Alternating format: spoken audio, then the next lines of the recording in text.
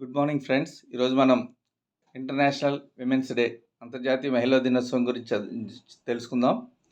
చాలా ఆసక్తికరమైనటువంటి విషయాలతో ఈ వీడియో రూపొందించడం జరిగింది కాబట్టి పూర్తిగా చూడండి.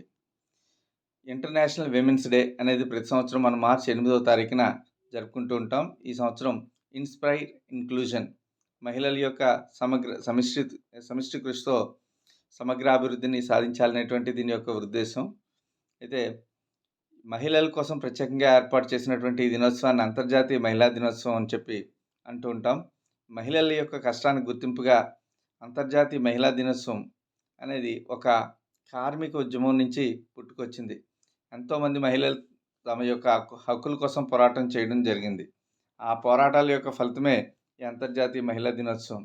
ఇది 1908వ సంవత్సరంలో న్యూయార్క్ సిటీకి చెందినటువంటి 15,000 మంది మహిళలు తమకు పని గంటలు తగ్గించాలని, పురుషులతో సమానమైనటువంటి వేతనాలు ఇవ్వాలి, అలాగే ఓటు హక్కును కల్పించాలనేటువంటి ఉద్దేశంతో ప్రదర్శనలు నిర్వహించడం జరిగింది. అయితే ఆ ప్రదర్శనల ఫలితంగా 1909వ సంవత్సరంలో జాతీయ మహిళా దినోత్సవం అనేది ఏర్పడింది. ఇది కేవలం ఒక దేశానికి చెందింది కాదు, అన్ని దేశాలు కూడా ఇందులో పార్టిసిపేషన్ ఉండాలి అని చెప్పి అంతర్జాతీయంగా దీని గుర్తింపు తేవాలి అని చెప్పేసి క్లారా జెట్కిన్ అనేటువంటి మహిళ ఆలోచించి పోరాటం చేసింది.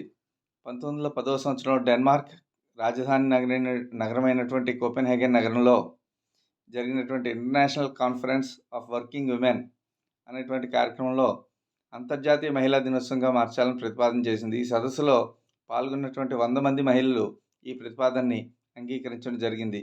వీరంతా కూడా వివిధ దేశాల నుంచి వచ్చారు. అయితే మొట్టమొదటిసారిగా 1911వ సంవత్సరంలో ఈ అంతర్జాతీయ మహిళా దినోత్సవాన్ని నిర్వహించుకున్నారు. Austria, Denmark, Germany, Switzerland, America ఇలా ఎన్నో దేశాలు ఈ అంతర్జాతీయ మహిళా దినోత్సవాన్ని జరుపుకోవడం జరిగింది. అయితే మొదట్లో ఇది ఫిబ్రవరి 28వ తారీఖున, ఆ తర్వాత మార్చి నెలలో వచ్చేటువంటి ఆఖరి ఆదివారం, ఇలా రకరకాలుగా ఈ మహిళా దినోత్సవాన్ని జరుపుకుంటూ వస్తూ ఉండేవారు.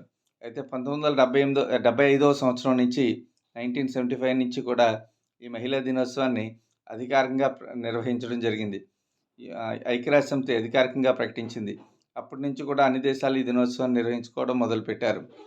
ఈ ఇంటర్నేషనల్ విమెన్స్ డే మార్చి 8వ తారీఖున ఎందుకు జరుపుకుంటున్నాం అనే దానికి ఒక చరిత్ర ఉంది.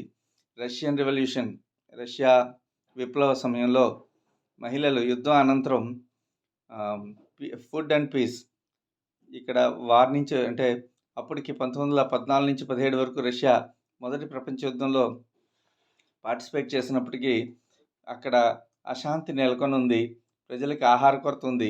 వాటి నుంచి బయటపడటం కోసం ఫుడ్ అండ్ పీస్ అనేటువంటి ఉద్యమంతో వీళ్ళు ఆహారం, అలాగే ప్రశాంతత, శాంతి, ఆహారం అనేటువంటి 2 నినాదాలతో వీరు రోడ్ల మీదకి మార్చి 8వ తారీఖున రావడం జరిగింది. వీరి యొక్క శక్తికి అక్కడ ఉన్నటువంటి జార్ నికోలాస్ II ఎవరైతే ఉన్నారో వాళ్ళు ఆయన సింహాసనాన్ని కూడా వదిలివేసుకోవాల్సినటువంటి పరిస్థితి ఏర్పడింది.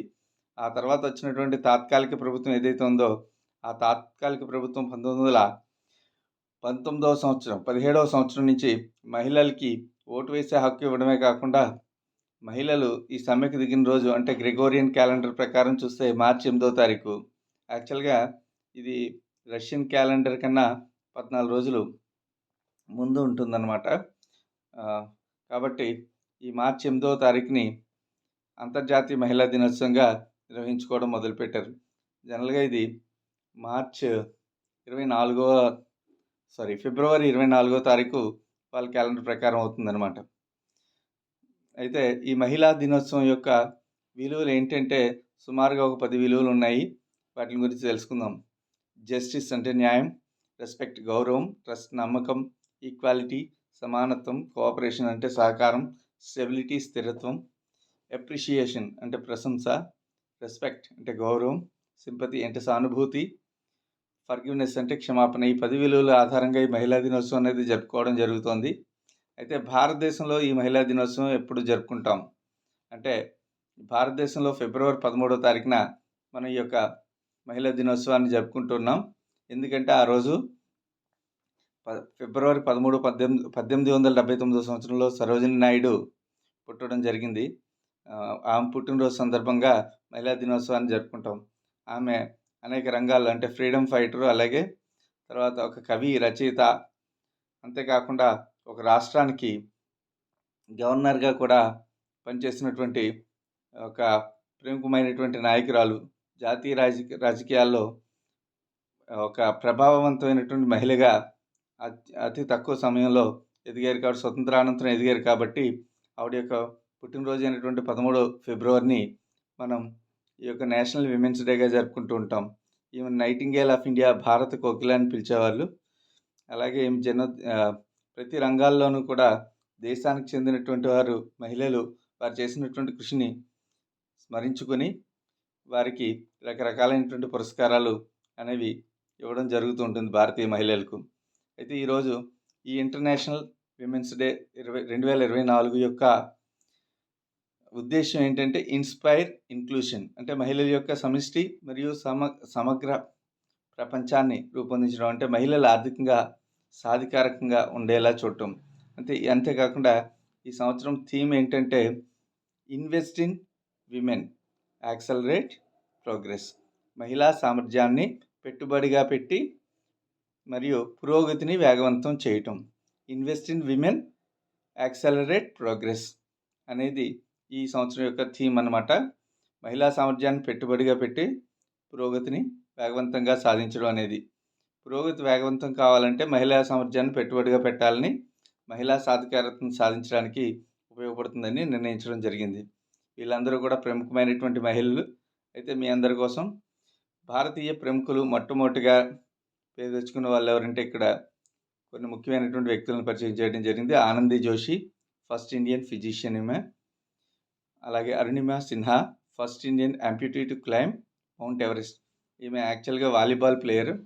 అయితే ఈవిడ ఒక ట్రైన్లోంచి దుండగులు తోసేయడం వలన కాలు విరిగిపోతే అయినప్పటికీ కూడా ఆమె పట్టుదలని కోల్పోకుండా ఎవరెస్ట్ని ఆర్టిఫిషియల్ లిమ్స్తో ఎక్కినటువంటి మహిళగా మనం చెప్పుకోవచ్చు అన్నమాట. అలాగే అంజలి గుప్తా, ఈవిడ first female flying officer in the Indian air force. అలాగే ఇందిరాగాంధీ, ఈవిడ తెలుసు మీ అందరికీ, first women prime minister of India. Kiran Bedi, the first Indian police service officer, IPS officer. Kalpana Chawla, the first Indian women who reached స్పేస్లోకి వెళ్ళినటువంటి మొట్టమొదటి ఇండియన్ మహిళ. అయితే అనుకోకుండా ప్రమాదవశాత్తు ఈవిడ కల్పనా చావ్లా ఈవిడే చావాలా అన్నట్లు అయిపోయింది పరిస్థితి. నెక్స్ట్ మేరీ కామ్, ఈవిడ పేరు మేరీ కామ్ మాంగ్తే చుంగ్నీ జాంగ్. ఈవిడ ఫస్ట్ విమెన్ బాక్సర్.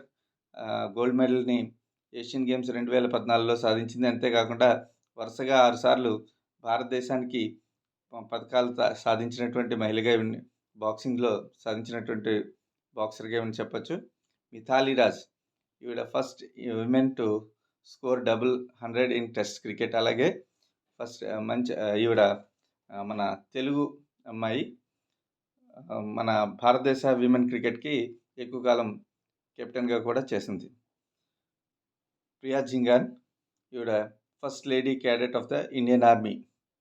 అలాగే షీలా దావ్రే, ఈ Sheela Dawre created a history as India's first women auto rickshaw driver.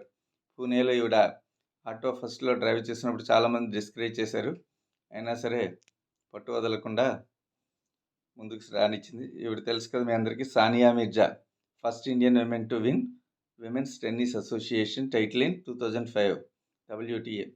కానీ పాకిస్తాన్ షోయబ్ని పెళ్లి చేసుకుంది. Next Shrimati Pratibha Patil, the first women president of India. ఈవిడ 2007 నుంచి 2012 వరకు చేసింది. Thank you one and all.